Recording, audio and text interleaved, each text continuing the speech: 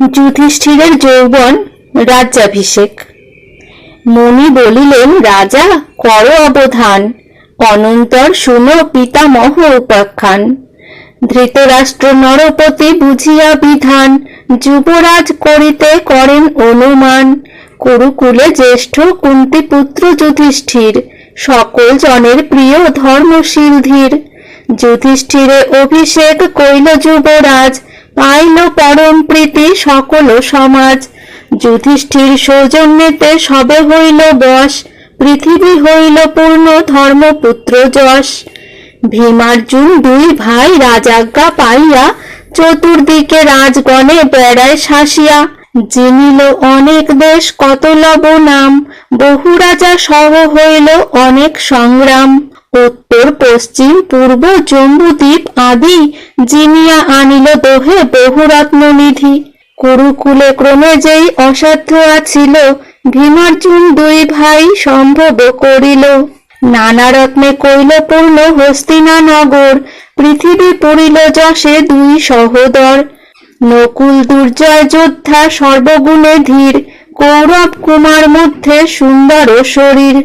পাণ্ডবের প্রশংসা করে সর্বজন, ধন্য ধন্য বলি খ্যাতি হইল ঘোষণ। কুরুবংশে কুলক্রমে যত রাজগণ, পাণ্ডব সূর্যেতে যেন তারা আচ্ছাদন। দিনে দিনে বাড়ছে তেজ শুক্লপক্ষ শশী, পাণ্ডবের কীর্তি লোকে গায় অহর্নিশি। ধৃতরাষ্ট্র শুনিয়া হইল ছন্নমতি, পাণ্ডবের যশ কীর্তি বারোয় নীতি নীতি। বিধির লিখনকে বা খণ্ডাইতে পারে, সংশয় হইল চিত্তে অন্ধ নরবরে। মম পুত্রগণ গুণ কেহ নাহি বলে, পাণ্ডবের যশ প্রচারিল ভূমণ্ডলে। এই সব ভাবনা করয়ে অনুক্ষণ, শয়নে নাহিক নিদ্রা নারুচে ভোজন। কুরু বংশে বৃদ্ধ মন্ত্রী জাতিতে ব্রাহ্মণ, কণিকেরে ডাকি আনিলেন ততক্ষণ। একান্তে কণিকে আনি বলিল তাহাকে, পরম বিশ্বাস তেই ডাকাই তোমাকে। দিবানিশি আমার হৃদয়ে নাহি সুখ, তোমার মন্ত্রণা বলে খণ্ডিব সে দুঃখ। পাণ্ডবের যশ কীর্তি বাড়ে দিনে দিনে, চিত্ত স্থির নহে মম ইহারও কারণে। ইহার উপায় তুমি বলহ সত্বর, কণিক শুনিয়া তবে করিল উত্তর। আমার বচন যদি রাখো নররায়, খণ্ডিবে সকল চিন্তা হইবে বিজয়। ধৃতরাষ্ট্র বলে, তুমি যে করো বিচার, মম দৃঢ় বাক্য সেই কর্তব্য আমার। কণিক বলিল, রাজা শুনো রাজনীত, পূর্বাপর আছে হেন শাস্ত্রের বিহিত। কার্য না থাকিলেও তবু সাধিবেক দণ্ড, আত্মবশ করিবেক সব রাজ্য খণ্ড। আত্মছিদ্র লুকাইবেক পরম যতনে, রিপু ছিদ্র পাইলে ধরিবে ততক্ষণে। সময় বুঝিয়া রাজা করিবেক কর্ম, ক্ষণে গুপ্ত ক্ষণে ব্যক্ত যেন হয় কূর্ম। দুর্বল দেখিয়া শত্রু দয়া নাহি করি, স্মরণ লইলে তবু না রাখিবে বৈরী। বালক দেখিয়া শত্রু না করিবে ত্রাণ, ব্যাধি অগ্নি রিপু জল একই সমান। শত্রুকে বলিষ্ঠ দেখি বলিবে বিনয়, অপমান আদি ক্লেশ সহিবে হৃদয়। সদাই থাকিবে তারে স্কন্ধেতে করিয়া, সময় পাইলে মারো ভূমে আছাড়িয়া। পূর্বের বৃত্তান্ত এক শুনো নরপতি, বনেতে শৃগাল বৈশে বিজ্ঞ রাজনীতি। একদিন বনে চড়ে একটি হরিণী, অতিশয় মাংস গায়ে আছয়ে গর্ভিণী। শৃগাল দেখিয়া কহে মৃগের ঈশ্বরে, যত্নতেও সিংহ তারে নারে ধরিবারে। শৃগাল বলিল, তবে শুনো সখাগণ, ধরিব হরিণ শুনো আমারও বচন। বলেতে সমর্থ কেহ নহিবে তাহার, মশিক হইতে তারে করিব সংহার। শ্রান্ত আছে হরিণী শুইবে যেই স্থান, ধীরে ধীরে মূষা তথা করিবে গমন। দূরে থাকি যাবে তথা করিয়া সুরঙ্গ, নিঃশব্দেতে যাবে যেন না জানে কুরঙ্গ। সুরঙ্গ কাটিবে তার চরণ যথায়, কাটিবা পদের শির করিয়া উপায়। পদ শির কাটা গেলে অশক্ত হইবে, অবহেলে সিংহ তারে অবশ্য ধরিবে। এত শুনি সম্মত হইল সর্বজন, যা বলিল জম্বুক করিল ততক্ষণ। কাটা গেল পদশির মুশিক দংশনে, হীন শক্তি দেখি সিংহ ধরিল তখনে। হরিণ পড়িল সবে হরিষ বিধান, শৃগাল আপন চিত্তে করে অনুমান।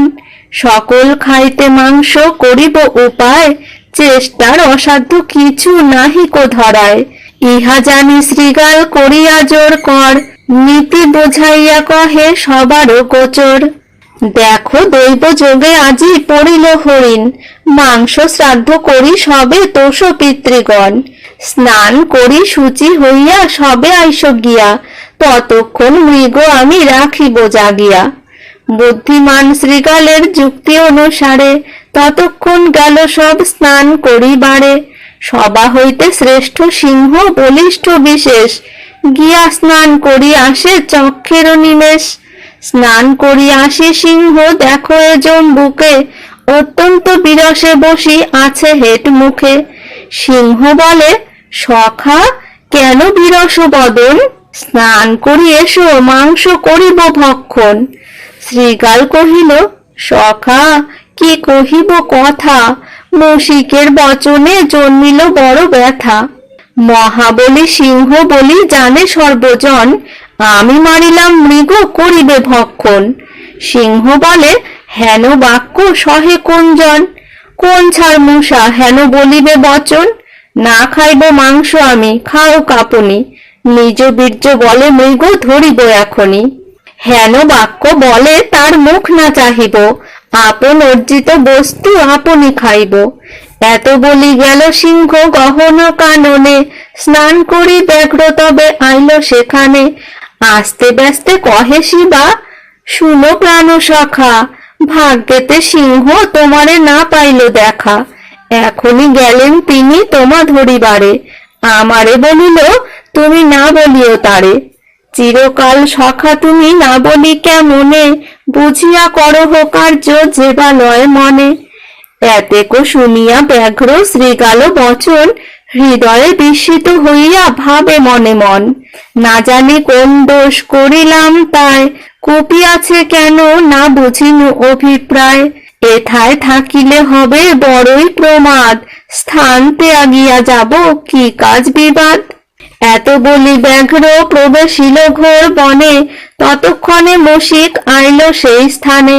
মুশিকে দেখিয়া তবে জুড়িল ক্রন্দন, এসো এসো সখা তোমা করি আলিঙ্গন। সখা হেন নকুলের হইল কুমতি, ছাড়িতে নারিল সখা আপন প্রকৃতি। আচম্বিতে সর্প সঙ্গে হইল তার দেখা, যুদ্ধে হারি তার কাছে হইল তার সখা। স্নান করি এখানে আইল দুইজন, সর্পের দিলেক মাংস করিতে ভক্ষণ। পঞ্চজন মিলিয়া মারিলাম যে মৃগী, এখন নকুল আনে আর এক ভাগী। দুইজনে মিলি গেল তোমা খুঁজিবারে, এথা এলে ধরিও বলিয়া গেল মোরে। এত শুনি মুশিকের উড়িল পরাণ, অতি শীঘ্র পলাইয়া গেল অন্যস্থান। হেন কালে নকুল আসিয়া উপনীত, ক্রোধে শিবা কহে তারে সময় উচিত। সিংহ আদি তিনজন করিল সমর, হারিয়া আমার যুদ্ধে গেল বনান্তর। তোর শক্তি থাকে যদি আসি কর রণ, নহিলে পালাও তুমি লইয়া জীবন। সহজে নকুল ক্ষুদ্র শিবা বলবান, বিনা যুদ্ধে পলাইয়া গেল অন্যস্থান। কনিক বলিল, রাজা কর অবধান, এমতো করিলে রাজা হয় রাজ্যবান। বলিষ্ঠে বুদ্ধিতে যিনি মারিবেক বলে, লুব্ধ জনে ধন দিয়া মারিবেক ছলে। শত্রুরে পাইলে রাজা কভু না ছাড়িবে, জন্মাইয়া বিশ্বাস বিপক্ষে সংহারিবে। জানিবেক শত্রু মম জীবনের বৈরী, তাহারে মারিবে আনাইয়া দিব্য করি। বিশ্বাসিয়া দিব্য করি মারে শত্রু সব, নাহিকো ইহাতে পাপ কহেন ভার্গব। শত্রুরে পালন করি করিয়া বিশ্বাস, খচ্চরি জন্মিলে যেন গর্ভের বিনাশ। এসব বুঝিয়া রাজা করহ উপায়, এবে না করিলে শেষে দুঃখ পাবে রায়।